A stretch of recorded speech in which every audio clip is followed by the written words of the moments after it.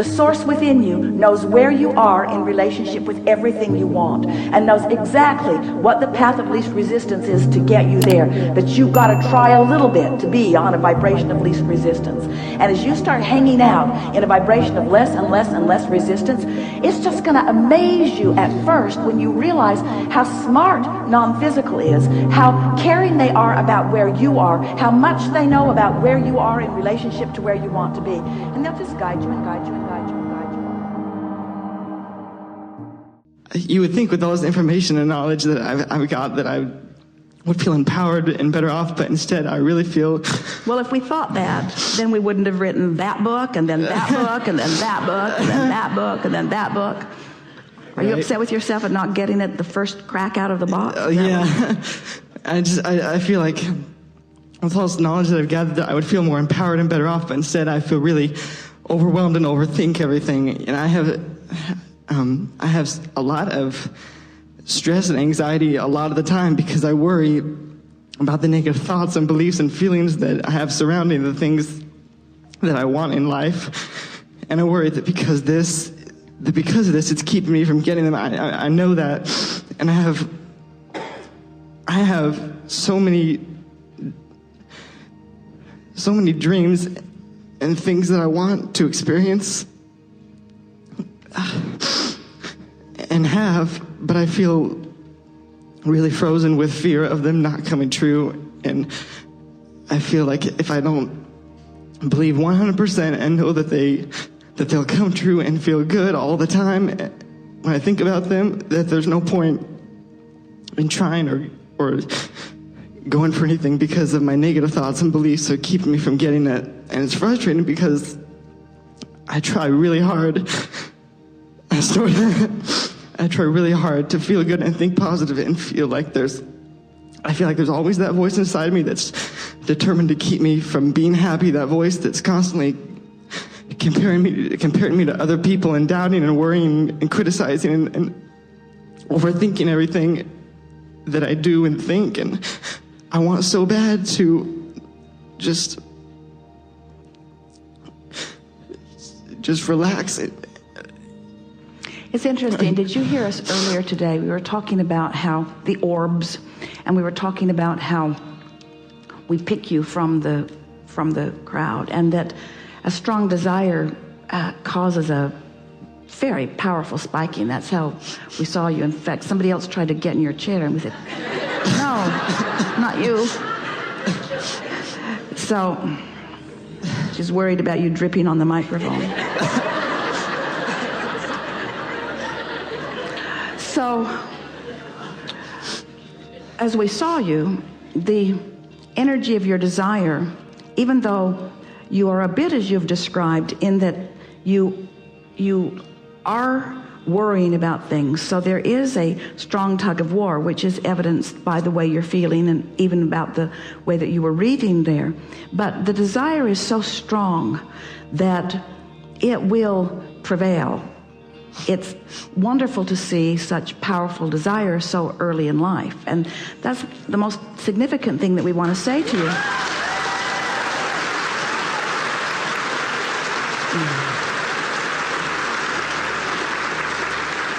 Is that you hit the ground running coming in. In other words, you came with powerful desire. Now, as you listen to us for a little while through the books or the recordings or even in this gathering today, you're going to remember or reawaken to something that you already know, that when you've got strong desire and you're not going along with it, that desire is really uncomfortable.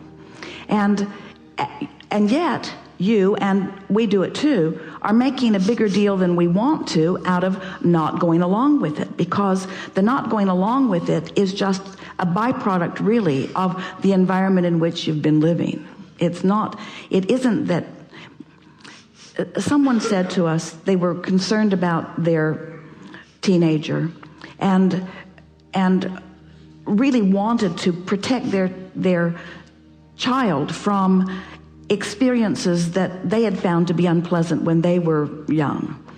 and wanted us to help them find a way to guide the child so that they didn't have to feel any of this angst and stuff that you're feeling. And we said, we wouldn't help you if we could, because we know that in all of that discomfort, this is the time that you're putting big time stuff into your vortex. And sometimes powerful energies come into physical form intending to understand and teach through the clarity of their example in a very powerful way.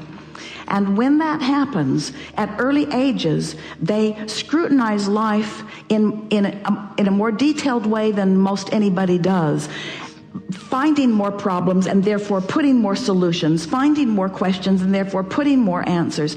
And that's precisely what's going on with you. You have, at an earlier age than we nearly ever acknowledge. We're not going to say you're the one and only or that you are the absolute exception, but you have put more into your vortex at this early age of your life than almost anybody that you will ever meet. And now you're feeling the pull of not being able to just at the drop of the hat go right in there, but you need some life experience in order to work your way in. So you didn't ask for a feathered nest, and you didn't understand for complete understanding, because if you'd come forth into this physical body knowing everything in the way that you're coming to know it even now, you wouldn't have put nearly as much into your vortex, and there wouldn't be nearly as much wonderful things that are going to evolve for you as you're moving through life experience.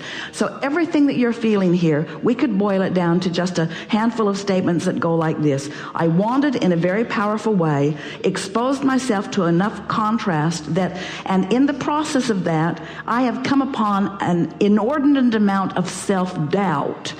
And the reason that I have an inordinate amount of self-doubt is because I have a vortex that is so progressive with so many wonderful things. And when I catch up with it, and I will, I'm going to soar really far, really fast at a really young age. It's sort of like just compressing things so that a lot more happens fast. You get a sense of what we're talking about? Mm-hmm. Now, let's get to the details of what you can do about it, because we found you articulate, and we know that you have the ability to think and focus. But we also know that you're like almost everybody else that you'll ever meet, where you let what is train your vibration. And what's happening, do you know this planet on which you are living, it is so screwy these days. There are so many people focused upon so many things that just are not as you know it to be. So we're going to tell you why you're feeling such intensity, and you're going to like this. So just relax and hear this. It's not about you since you got here. It's about you before you got here. So it'll help you understand some things.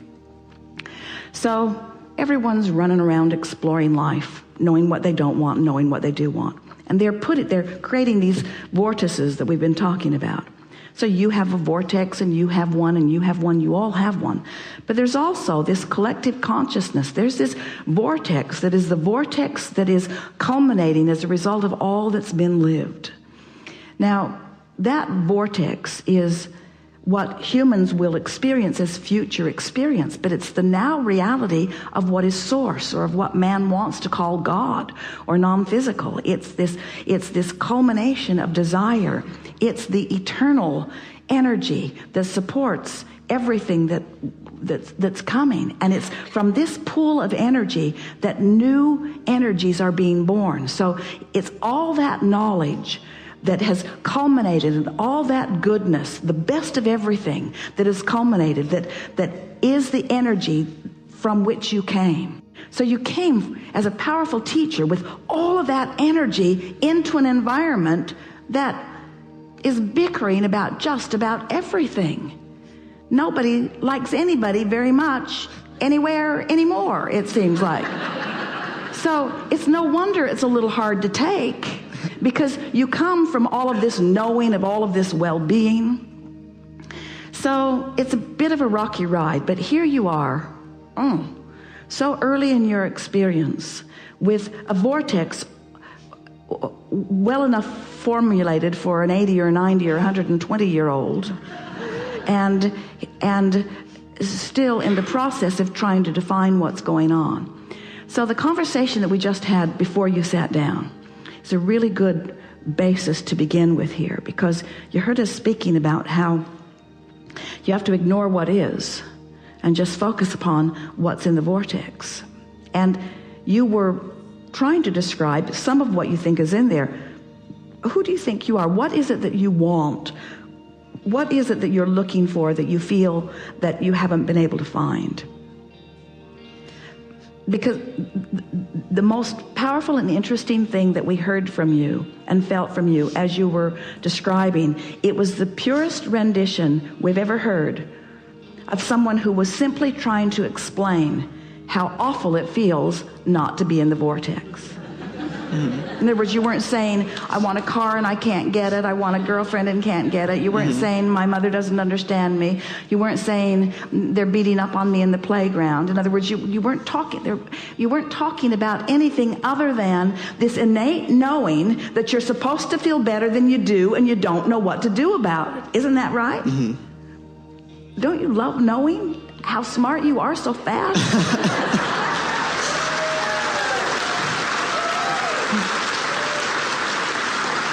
Because these old guys, because almost everyone else, in other words, by the time we meet most people, they've settled in to wanting something other than alignment. And so we have to start way. We just have to deconstruct everything that they've ever thought about everything to get them to understand. And you heard us just say the last thing just now to this mother. Why do you want to get into the vortex? Do you want to get into the vortex in order to fix a relationship or to get something that you don't have, or do you want to get into the vortex because that's who you are and that's where you belong? And that's what you came here to say. In other words, I want to be in the vortex because I know I'm supposed to feel good. I'm supposed to feel proud of me and proud of others. I'm supposed to feel good. Life is supposed to be fun. I'm sure. I remember it so deeply in every fiber of my being. Life is supposed to feel fun, and it isn't feeling fun. Something's off. Something's wrong. And all it is that you and almost everybody else you know, you just caught it earlier, so it'll be way easier for you. Because most everybody else felt it and then accepted, well, life isn't supposed to be fun. And that is the saddest story of all. Because when they accept that it isn't supposed to be fun and they acquiesce to the way that it is, they deprive themselves of the fullness of that which you are determined not to deprive yourself of.